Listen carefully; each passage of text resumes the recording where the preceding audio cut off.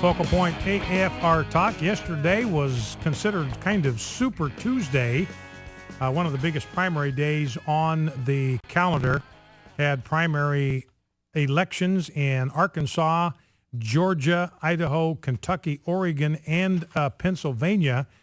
And the next Tuesday is a primary election in the state of Texas.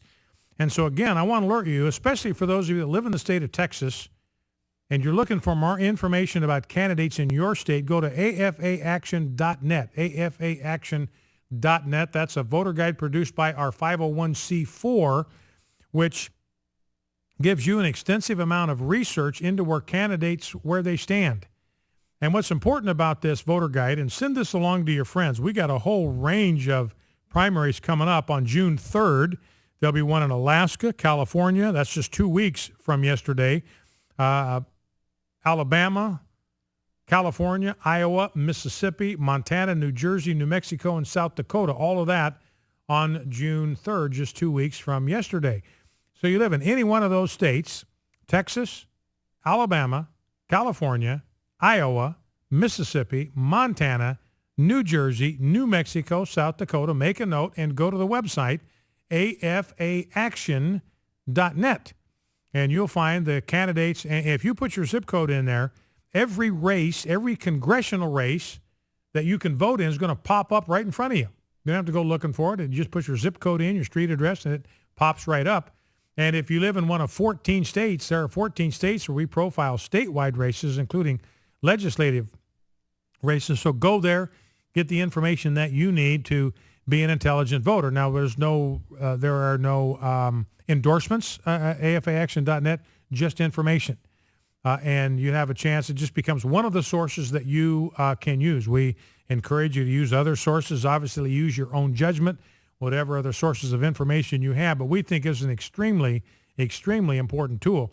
And in a lot of these states that tend to be more conservative in nature, oftentimes these primary elections are the critical election because the victor in these primary elections is going to be victorious in November almost by default because many times they will not have a significant challenge from a member of the opposition party. So very, very critical election. So that's afaaction.net. Now, yesterday, there was no Tea Party upset, no dramatic Tea Party win. And some people can look at this, well, that's kind of a loss for the Tea Party. But here's how I would see it.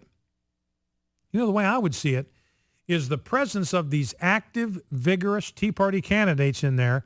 It keeps the incumbents and the establishment Republicans from going completely off the reservation. They're sort of tethered. There's a limit to how far away they can get from the platform, how far away they can get from orthodoxy, because they have an opponent in the race who is going to be articulating a strong, solid conservative message.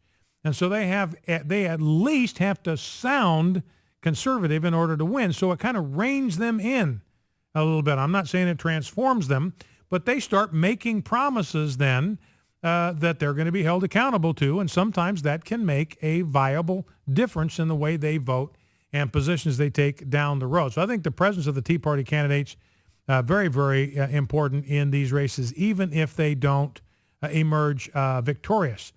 I look at one of the first primaries we had was in West Virginia. I think that's the one I'm thinking about. Was it West Virginia?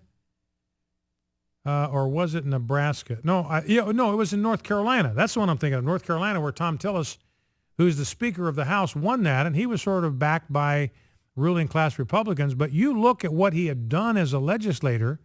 I've got the story in the stack here, and I won't take time to find it, go through all the details.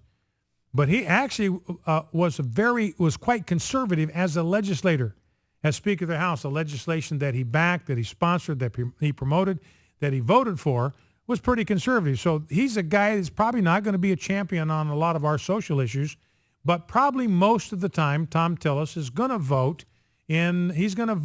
pretty consistently conservative. And one of the things that helps ensure that is he had people running against him to his right. He couldn't afford to move too far to the center because he had people that were calling him back to the Republican Party platform. Now, one interesting thing in a lot of focus in the race in Kentucky, where Matt Bevin, who was the Tea Party candidate, lost to the incumbent Mitch McConnell. I think it's 59-39, something like that, 60-39, 60-40, which is very decisive. But on the other hand, people were looking at Matt Bevin's numbers there as kind of a test of just how much traction Mitch McConnell has lost. Here's a guy that's an incumbent. He is the minority leader, very powerful member of the Senate, and he really had to work to win this race. He had to work hard to win this race because Matt Bevin was a credible challenger. Had some problems that he ran into kind of along the way, but he was a very credible challenge. Now, in Georgia, let's see, in Idaho, I was disappointed personally what happened in my home state of Idaho. I had two good friends running in that race. Russ Fulcher running for the position of governor, and just because Russ is my friend, disappointed that he didn't win, although he put a real scare into Butch Otter. Also had a good friend running for attorney general in the state of Idaho, and he lost. Chris Troupas, he was a guest on this program talking about Idaho's marriage amendment, but they both lost, but they put a pretty good scare into the establishment Republicans there. And one other thing that people did not report about is in Pennsylvania, the media was talking about this being a setback yesterday for the Tea Party, and what a disappointing day this was for the Tea Party. The Tea Party suffered a serious defeat. That's all they wanted to talk about. But there was another race that was very interesting from a different standpoint. And Rob, I may try to play a couple of Hillary Clinton clips in this segment. They're kind of down on the list. Let me see where I want to get to. Let's see, probably look down at starting at about maybe clip 10.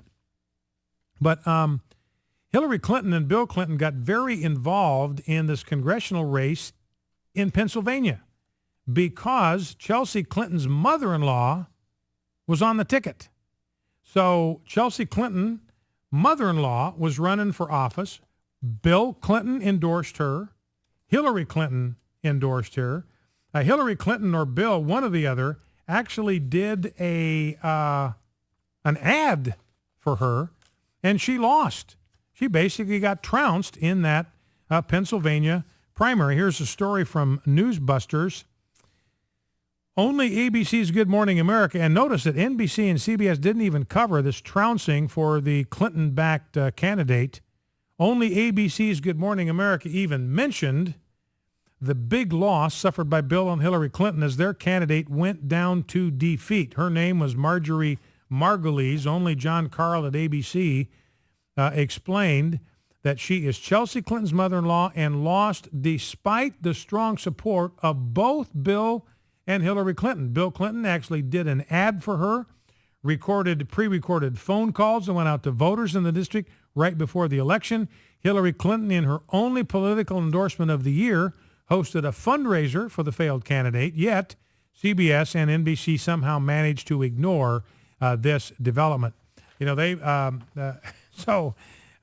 defeat for the Clintons, which indicates that this vaunted pull that everybody thinks that Hillary Clinton has, that all she's got to do is just show up and it's in the bag. That may not be true. Now, a number to call if you want to join the program, talk about anything we've talked about, the role of pastors, the role of spiritual gifts, talking about the loss of Hillary Clinton's magic. Let's grab, if we can, Rob, clip number 10. This is Bill Maher, and here's his comment on Hillary Clinton and the possibility of her running with Elizabeth Warren. Let's listen. I think somebody like Elizabeth Warren, one of the most gutsy people I've seen in politics in a long time, she's somebody, I think, who would really say what she feels, and she may not ever win anything, but I'd love to see her run with Hillary. How about that, a granny ticket? So Bill Maher talking about the granny ticket that Hillary Clinton would be on. And I will guarantee you, ladies and gentlemen, part of her portfolio, her paradigm was not running for president as a grandmother. Trust me on this. She does not want people to think of her as old. She wants people to think of her as hip and young and kind of with it.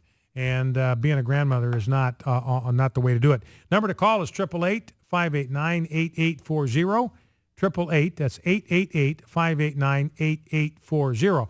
Clip 11, Bill Krauthammer on with Bill O'Reilly, and this is prescient. This is from 2 days ago, but talking about the fact that maybe people are overestimating Hillary's popularity. The country is already tired of Obama. The country is already in a semi-depressed mood. They're very high numbers for wrong track. They are not going to be in the mood to reelect a Democrat. And I think the Democrats grossly overestimate how popular Hillary is. She may be popular with some of them. She may be popular with a lot of them. But they assume it's going to apply to the country. But I she think polls not. well, though. In the favorability poll, she polls well. She hasn't been out in the field. She hasn't been challenged in debate. She's not an office holder right now, so she's not subject to slips. You go back over her record and you have somebody asking very simple, direct, and tough questions. Number one, name a single achievement in your 4 years as Secretary of State. In fact, Bill, she was asked that herself at a forum about a month and a half ago in New York. Get the video of that. Yeah, she stumbles around with no answer. And you know what she says in the end? It'll be said that I passed the baton. Now, I've never been to the Track and Field Hall of Fame, but I can assure you that there is not a single that reads, he passed the baton. Now, clip number 12, just time to squeeze this in. Deval Patrick, he's a Democrat, card-carrying Democrat, and listen to what he says about Hillary Clinton. She's an enormously capable candidate and leader, but I do worry about the inevitability thing, because I think it's off-putting to the average voter. And I think that was an element of her campaign the last time, and I would just it's as a enthusiastic Democrat, I just hope that the people around her pay attention to that this time around. So Deval Patrick saying, look, this mystique that surrounds Hillary, it's actually off-putting to voters. Voters don't like it. Voters feel like they're being taken for granted. Voters feel like assumptions are being made about them and how they're going to vote by Hillary and by the team around her. And he says, this puts people off. It's not going to help her. They need to be aware of that, because that could be a real liability if she runs in 2016. So Hillary, maybe not so inevitable after all. Focal Point AFR Talk, back in 2.